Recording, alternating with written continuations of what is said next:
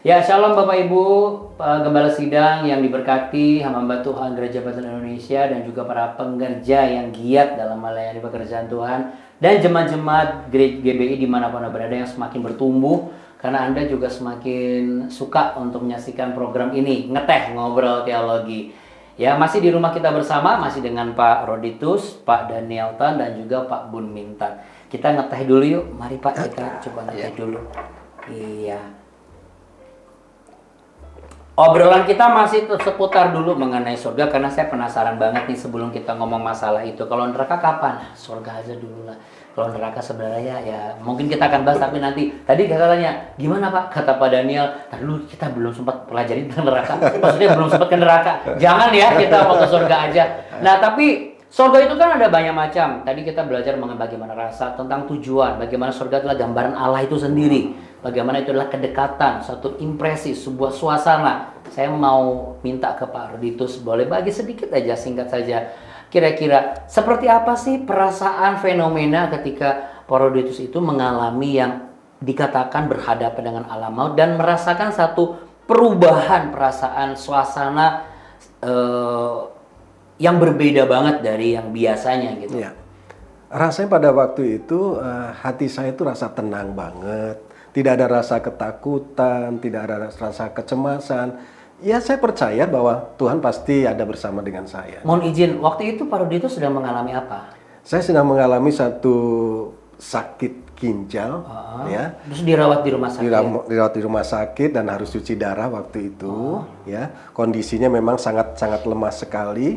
Kreatinin saya sudah 8,9 dan harus cuci darah. Di hari keberapa Pak Roditus? Itu di hari ketiga.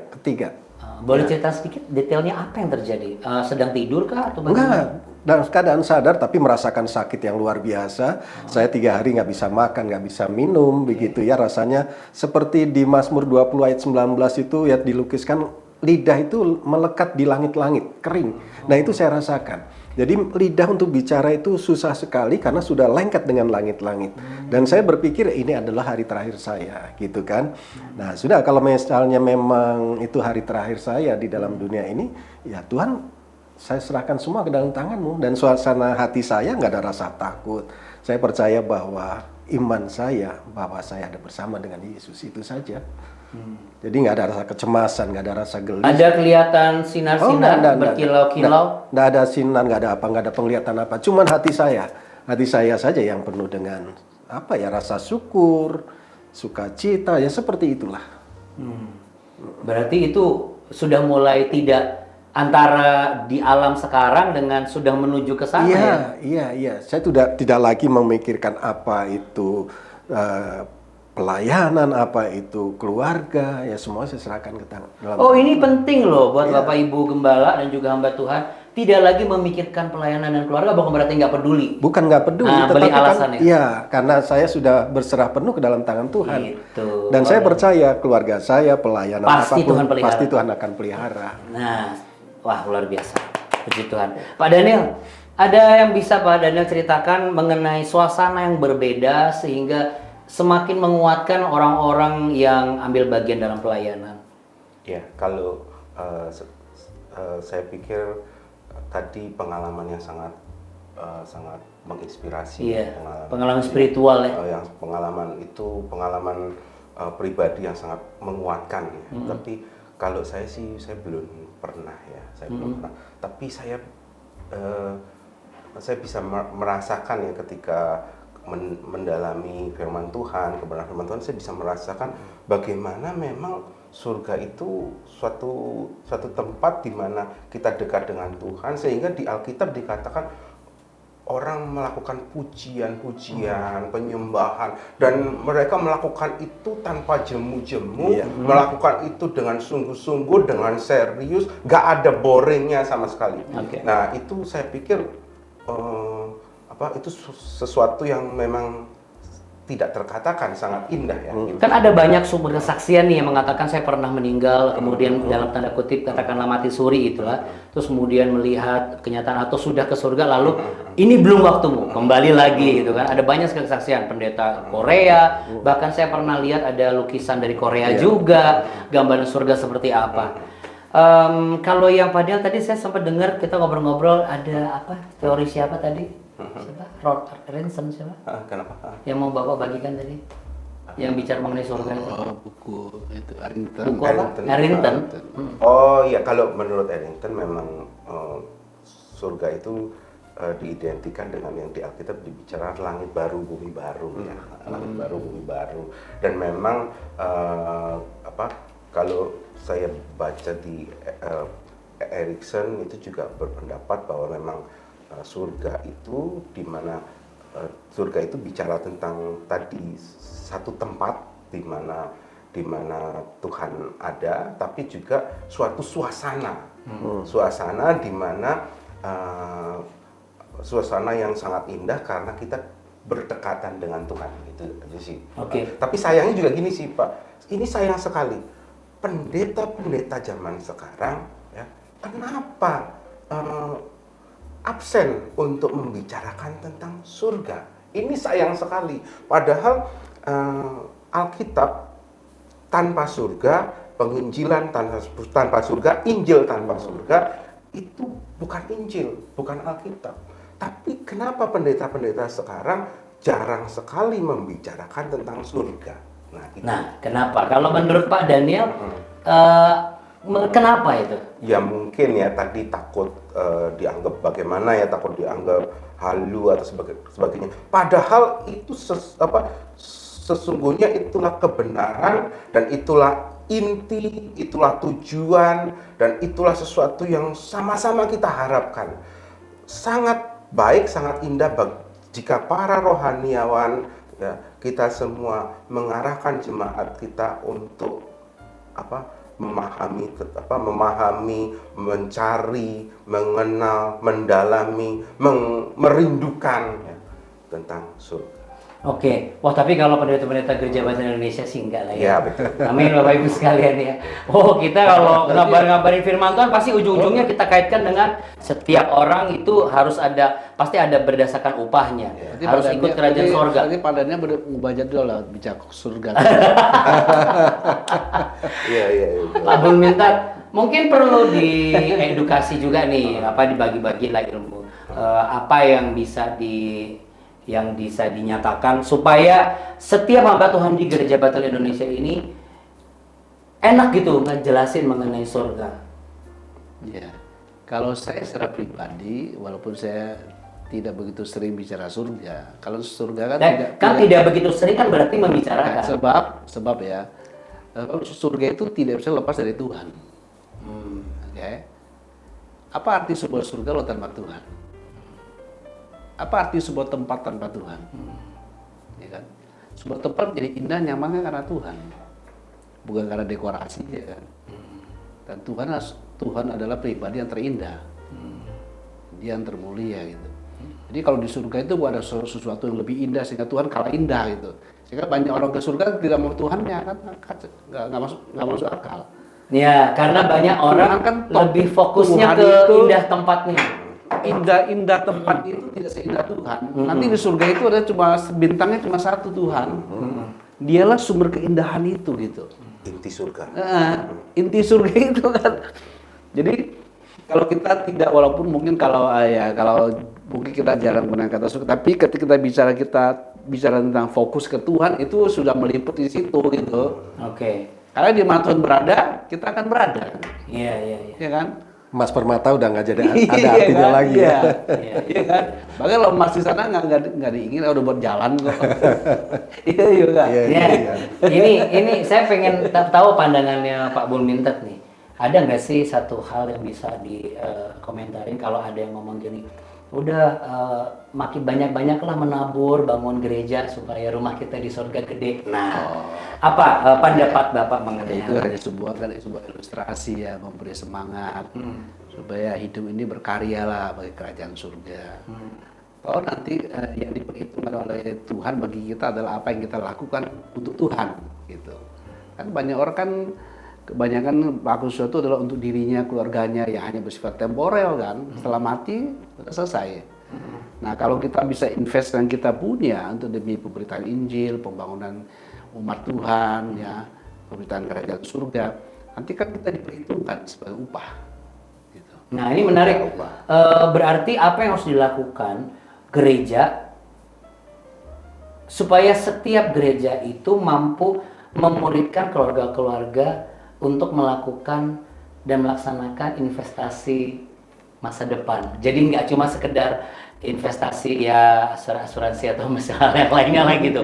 Oh ini buat anak-anak saya sampai cucu saya 7 turunan nggak akan kurang gitu loh. 7 turunan bahkan 7 tanjakan. Nah, jadi apa menurut Pak itu apa nih? Kan kalau di misi pasti gini, oh iya Pak, aduh udahlah yang penting itu bagian bantuan aja, udah saya sediain uangnya aja. Padahal sebenarnya kan bukan masalah uang itu ada untuk membangun gereja dan lain sebagainya. Saya bicara gini, Tuhan tuh nggak bisa disogok, ya. Kalau misalnya kita melakukan kebaikan dengan memberi, kan itu perbuatan baik, nyata. Tapi belum tentu benar.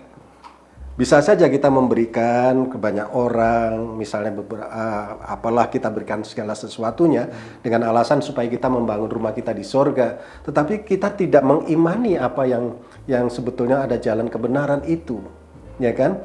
Melakukan sesuatu yang baik, memberi itu baik.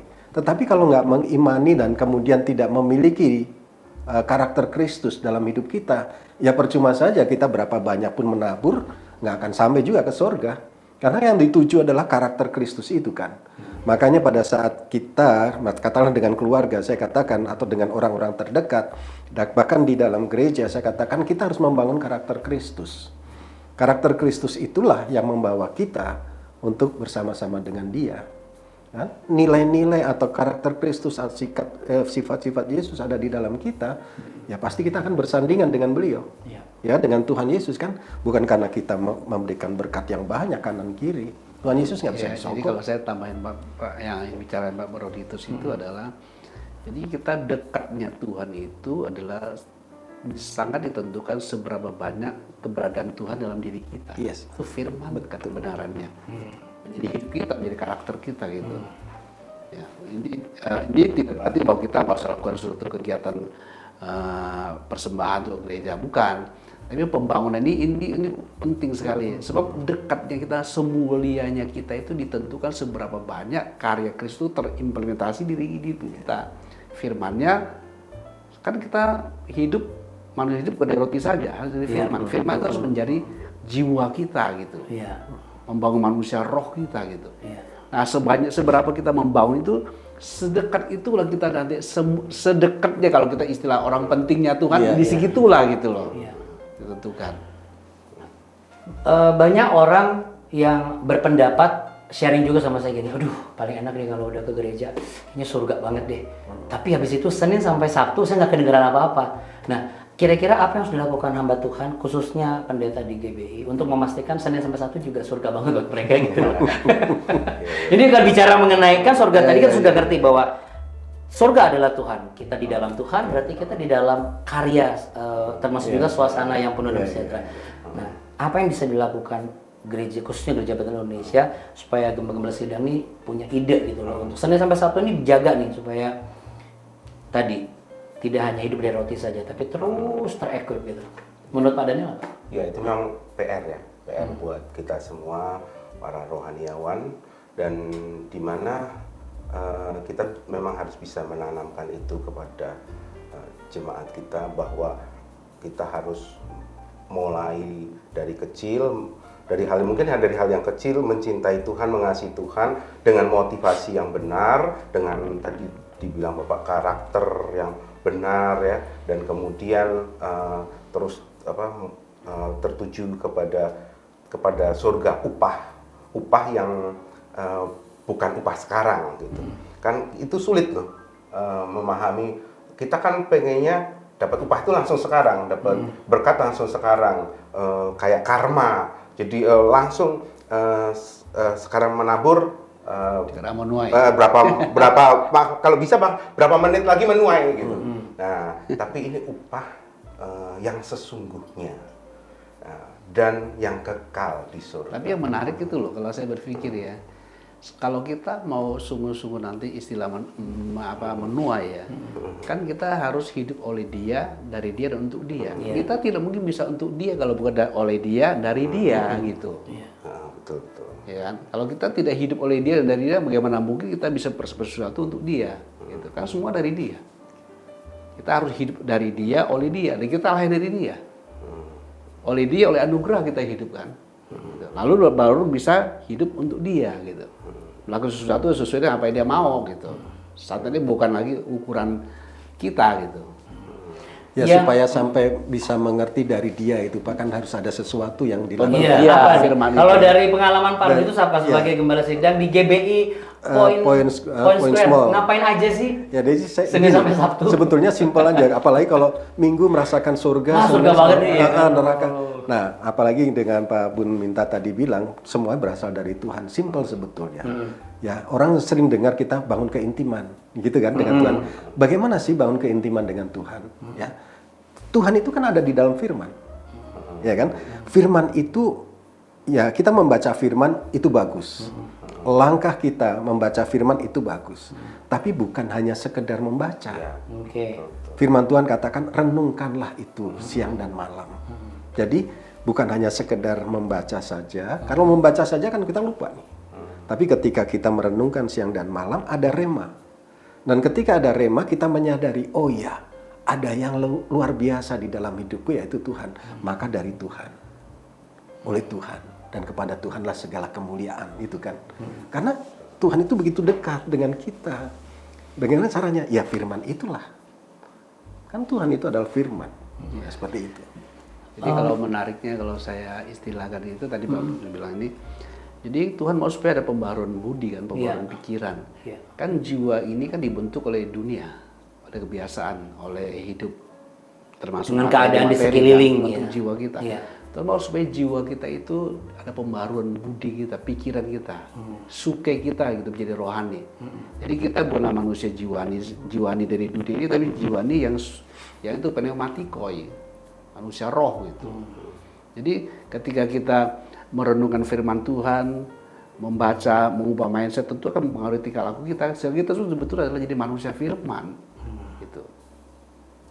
Bagaimana kita bisa menyenangkan Tuhan kalau kita punya karakter berbeda? Kan nggak mungkin kan. Apapun kita lakukan jadi busuk kan, betul nggak? Gitu. Tapi kalau kita sudah memiliki bukan menyesuaikan dengan karakter Tuhan, bukan kita hidup oleh Tuhan. Kita bukan menyesuaikan dengan Tuhan. Kita tuh bukan menyesuaikan hidup dengan firman Tuhan, bukan, kita hidup oleh firman Tuhan. Firman itu menghidupkan kita, bukan kita berusaha bertingkah laku cari Alkitab mana ini sesuai nggak, bukan. Kita bukan menyesuaikan, kita hidup oleh firman. Oleh firman Tuhan gitu.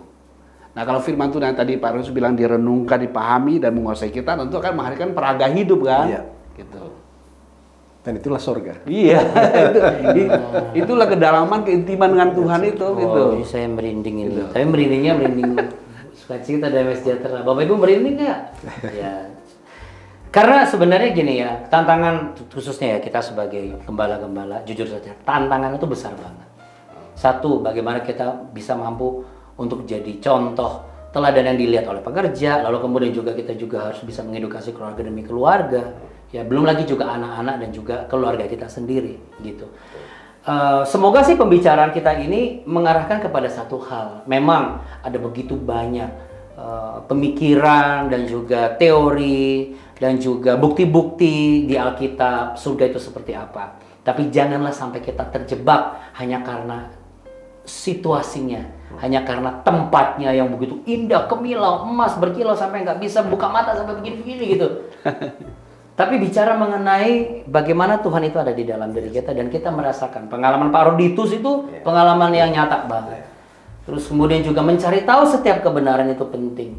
Dan apalagi hidup dengan kebenaran itu sendiri supaya hidup kita jadi peraga kebenaran yang sudah tinggal di dalam diri kita, yaitu firman. Pak Roditus, power statement-nya dong buat Bapak Ibu semua. Mungkin ada sangkut pautnya dengan misi dan tentang tujuan. Silakan. Iya.